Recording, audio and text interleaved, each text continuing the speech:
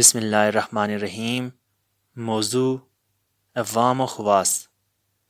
رسول اللہ صلی اللہ علیہ وآلہ وسلم کی دعوت پر قدیم مکہ میں جن لوگوں نے اسلام قبول کیا، ان میں سے ایک نام رکانہ بن عبد الیزید بن ہاشم بن عبد المطلب بن عبد مناف کا ہے۔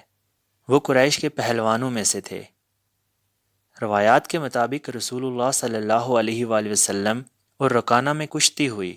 رسول اللہ صلی اللہ علیہ وآلہ وسلم نے رکانہ کو کشتی میں پچھاڑ دیا۔ اس کے بعد رکانہ نے اسلام قبول کر لیا۔ یہ کشتی کیسے ہوئی؟ اس سلسلے میں ایک روایت یہ ہے کہ رسول اللہ صلی اللہ علیہ وآلہ وسلم نے رکانہ سے کہا، اگر میں کشتی میں تم کو پچھاڑ دوں تو کیا تم جان لو گے کہ جو کچھ میں کہتا ہوں وہ حق ہے؟ دوسری روایت میں اس قول کو رکانہ کی طرف منسوب کیا گیا ہے۔ اس کے مطابق رکانہ نے رسول اللہ صلی اللہ علیہ وآلہ وسلم سے کہا، اگر آپ کشتی میں مجھے پچھاڑ دیں تو میں جان لوں گا کہ آپ اپنے دعوے میں سچے ہیں۔ رکانہ کی طرح عمر بن خطاب بھی قدیم مکہ کے پہلوانوں میں سے تھے، مگر انہوں نے رسول اللہ صلی اللہ علیہ وآلہ وسلم سے کشتی میں پچھاڑنے کی بات کی اور نہ رسول اللہ صلی اللہ علیہ وآلہ وسلم نے ان سے ایسا کہا۔ اس کے برعکس رکانہ کی طرح عمر بن خطاب رضی اللہ تعالیٰ عنہ بھی مکے کے پہلوانوں میں سے تھے، مگر نہ انہوں نے رسول اللہ صلی اللہ علیہ وآلہ وسلم سے کشتی میں بچھاڑنے کی بات کی اور نہ رسول اللہ صلی اللہ علیہ وآلہ وسلم نے ان سے ایسا کہا۔ اس کے برعکس عمر فاروق رضی اللہ تعالیٰ عنہ نے قرآن کو پڑھا۔ اس کو پڑھنے سے ان پر حقیقت منکشف ہوئی اور انہوں نے اسلام قبول کیا۔ اصل یہ ہے کہ انسانوں میں دو قسم کے لوگ ہوتے ہیں، ایک عوام اور دوسرے خواص۔ عوام وہ ہیں جو پیدائشی طور پر کم تر ذہنی سطح سے تعلق رکھتے ہیں، اور خواص وہ ہیں جو بلند ذہنی سطح کے مالک ہوں۔ دونوں کی ذہنی ضرورتیں الگ ہیں اور دونوں کو ان کی ذہنی ضرورت یا ذہنی سطح کے مطابق اسلام کا پیغام دیا جاتا ہے۔ رکانہ کا تعلق عوام کے طبقے سے تھا۔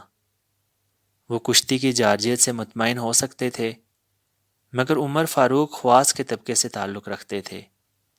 وہ اعلیٰ ذہنی صلاحیت کے مالک تھے، اور اعلیٰ ذہن کے لوگ دلائل اور حقائق سے متاثر ہوتے ہیں، نہ کہ مذکورہ نوعیت کی کسی چیز سے۔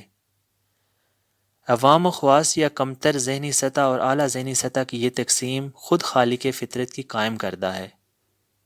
یہ فطری فرق تقاضا کرتا ہے کہ اسلام کی دعوت دو سطح پر چلائی جائے، ایک عوام کی سطح پر جہاں قصے اور مثالیں اور فضائل کی زبان میں لوگوں کو دین کی طرف متوجہ کیا جائے،